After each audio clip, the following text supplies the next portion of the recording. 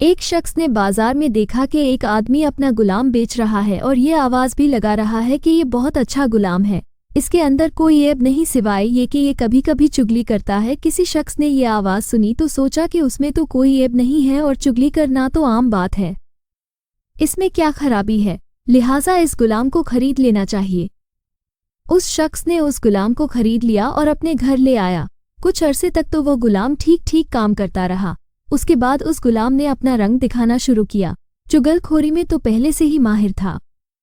پہلے وہ غلام اپنے آقا کی بیوی کے پاس گیا اور جا کر کہا کہ آپ کے شوہر جو میرے آقا ہیں وہ کسی دوسری عورت سے ناجائز تعلق رکھتے ہیں اور اس کے پاس آتے جاتے رہتے ہیں، عنقریب وہ تجھے چھوڑ کر اس سے شادی کر لیں گے اور میں آپ کا بہت خیرخواہ ہوں، کو یہ سب بتا رہا ہوں، لہٰذا آپ کسی کو یہ بات مت بتانا۔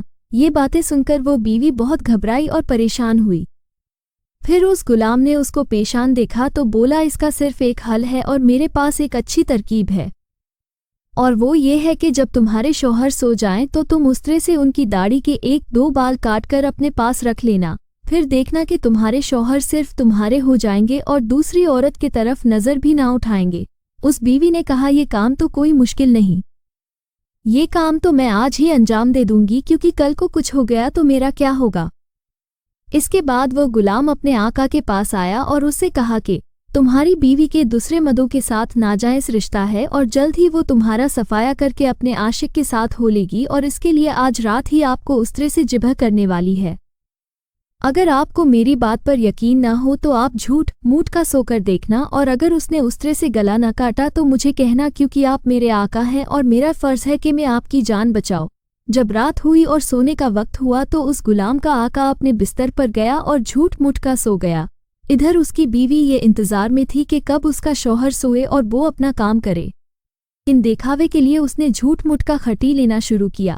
بیوی کو یقین ہو گیا کہ شوہر سو چکے ہیں، کیوں نہ اپنا کام کیا جائے۔ جیسے ہی اس نے استرا اس کے داڑھی کے قریب ہی کی تھی کہ اس کا شوہر فوراً جاگ گیا اور بیوی کو پکڑ کر کہا، اچھا تو تم مجھے ذبح کرنا چاہتی تھی۔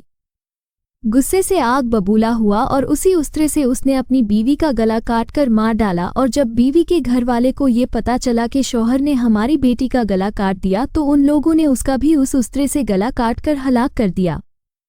دونوں کے خاندان والے آپس میں بھیڑ گئے اور 20 سے زیادہ لاشیں گریں۔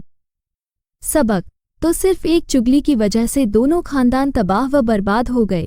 اس سے پتہ چلتا ہے کہ چگلی کرنے میں کتنا نقصان ہے، اور اسی لیے شریعت نے چگلی کو حرام قرار دیا ہے اور یہ گناہ کبیرہ ہے۔